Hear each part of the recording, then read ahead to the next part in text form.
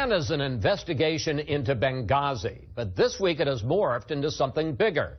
Hillary Clinton was forced to turn her private email server over to the FBI amid revelations at least 2 of the emails in her private account contained top secret information. In the latest Fox News poll, 58% of registered voters think Clinton knowingly lied when she said last March there was no classified information on her private server. Joining us now to discuss his investigation is Republican Congressman Trey Gowdy, chair of the House Benghazi Committee. Congressman, what do you think is the significance of the developments this week? First, the fact that Clinton had to turn her private server over to the FBI, and also the revelation that at least 2 of the emails on that private server had top secret information. Well, Chris, I think it validates what we initially asked her to do in March, which is to turn her server over to a neutral, detached, independent arbiter. We suggested the Inspector General or a retired federal judge once it was determined that classified, in fact, more than classified, compartmented information was on that server. The FBI then had jurisdiction. So I wish she had done this in March. We would be further down the road, but she swore she would never turn the server over again, and I guess she didn't. It was taken. It wasn't turned over. It was taken. Well, you talk about wanting a neutral, detached observer, and one of the questions I have for you is whether or not the FBI, in your mind, fits that bill. How much confidence do you have that the FBI, which is part of the Obama Justice Department, will conduct a thorough investigation, one, into whether Clinton mishandled classified information, and secondly, whether she turned over all of her work emails to the State Department, or whether perhaps that she deleted, destroyed, scrubbed some of those emails? Well, I'm 100% confident in the first, and I'll tell you why, Chris. From 1994 to 2000, I worked for the Department of Justice under a president named Clinton. And I don't think I knew the political ideation of a single FBI agent. So I think they're the premier law enforcement agency in the world. I think that they are as apolitical as anything can be in this culture, and I think they're going to go wherever the facts take them. But that's with respect to classified information. The completeness or the wholeness of the record, I frankly don't think that's what the Bureau is looking into. That's what the Inspector General wanted to look into. And when the Bureau was through with the server, I hope they will turn that server over to the Inspector General so they can determine whether or not the record is full and complete. Well, that raises the question, what if it turns out, and this is actually what Clinton and her lawyer have said, the server has been scrubbed clean, and any of those 30,000 emails that she destroyed that she said were about yoga lessons and Chelsea's wedding, what if they're not available? What does that tell you?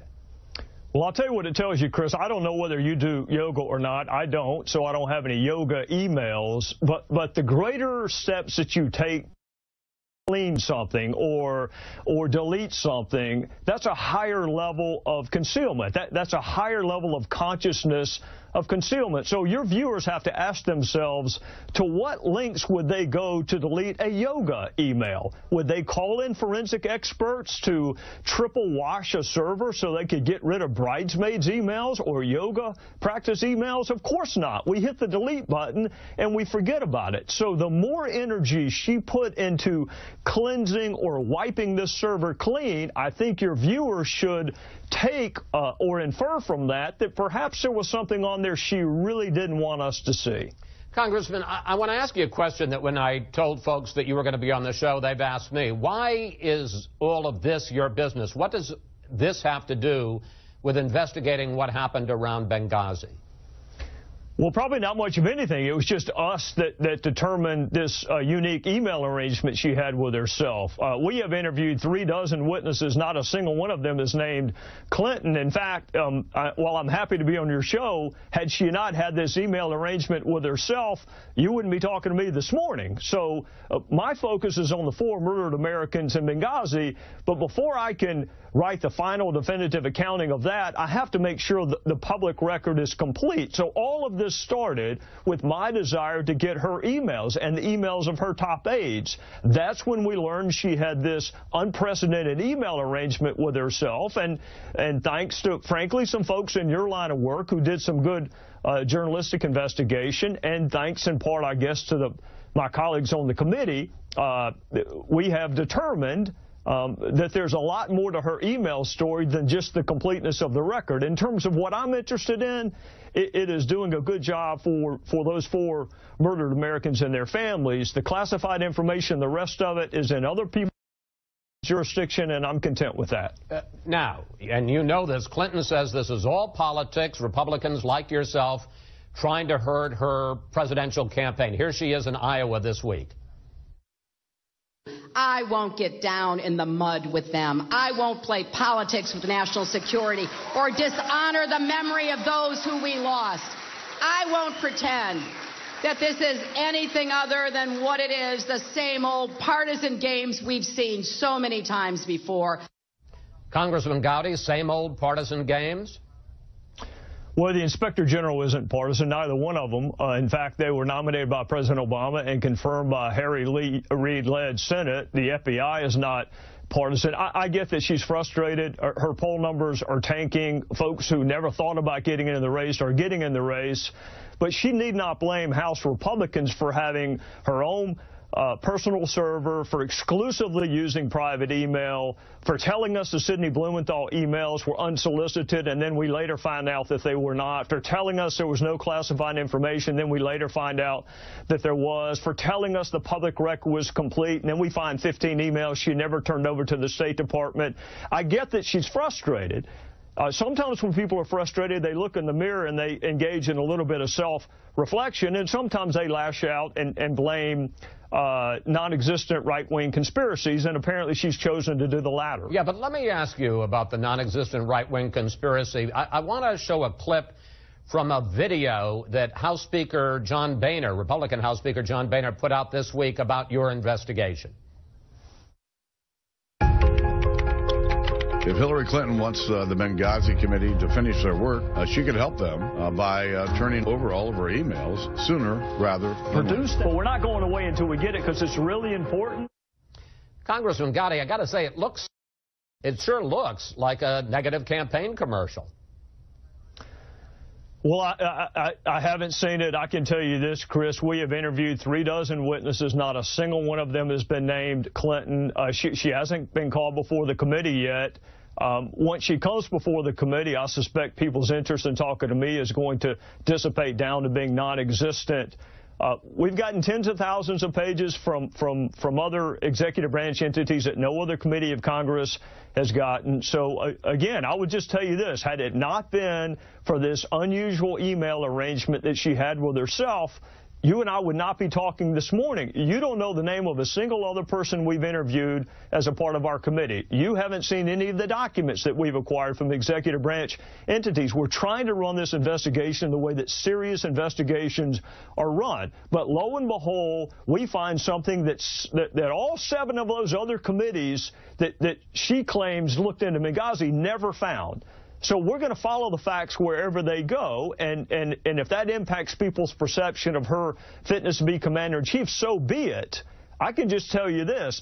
For the first 3 public hearings, I never mentioned her name. Well, let me ask you about this, because Clinton's lawyer says that she will testify before your committee on October 22nd, and I'm a little confused. Have you agreed to that date, and have you and the Clinton team agreed on the ground rules for that testimony?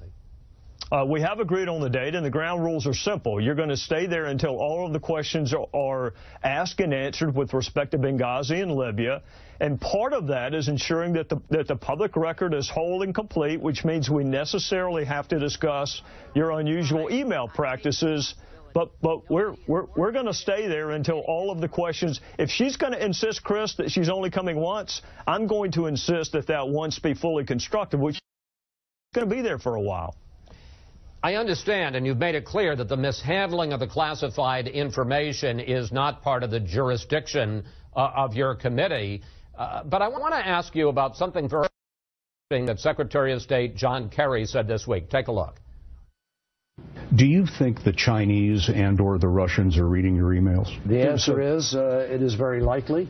It is not without, outside the realm of possibility. Question, Congressman, when the Inspector General for the Intelligence Committee says that on these private emails was information that came from satellite intercepts, imagery, or electronic surveillance, and you've got John Kerry saying it's very likely that foreign powers are reading his emails, does that raise the stakes here? Absolutely. It was one of the most reckless decisions that have been made in public service in a long time. And the notion that she did this for convenience, I would just ask you, Chris, convenient for whom? Because it sure as hell hasn't turned out to be convenient for the American people or for our intelligence apparatus. It may have been convenient for her, but it hasn't been convenient for anyone else. I don't know who's accessed her email. I know that members of Congress have not, but I don't know who has.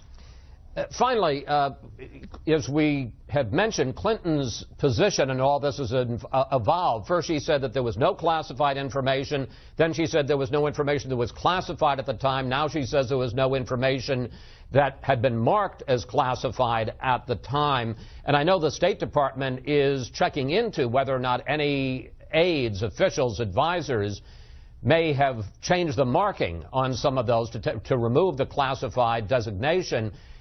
What do you think of the chances that one of her aides will take the fall for this and that will get Hillary Clinton off the hook?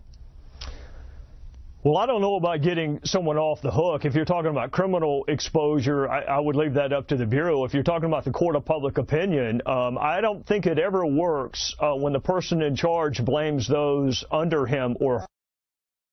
It's never worked in any position I've ever been in life. She's the Secretary of State. She's the top diplomat for the country, and either she knew or should have known what was being sent to her. So the notion that somebody under you is going to take the fall, metaphorically speaking, I think my fellow citizens would reject that.